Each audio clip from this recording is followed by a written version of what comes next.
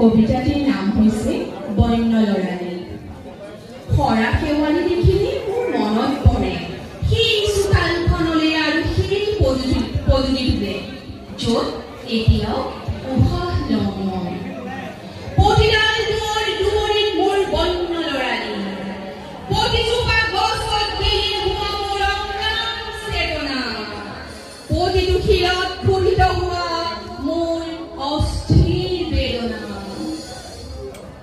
সেউজ পথাৰ বাউলিবা সমাহিত সোণালী ধৰিত্ৰী, মুখৰিত আকাশ একাক বগলী চিলমিলনি, কাউৰীৰ কাপ আৰু পাৰৰ ৰুম ৰুমনি, ঠুনুক ঠানাত কাৰোবাৰ মাত, খিৰিকিৰে ভাঙি অহা গুঞ্জন, অস্ফুট কথোপকথন, স্মৃতিৰে ৰাঙনি মোৰ বন্য লৰালি।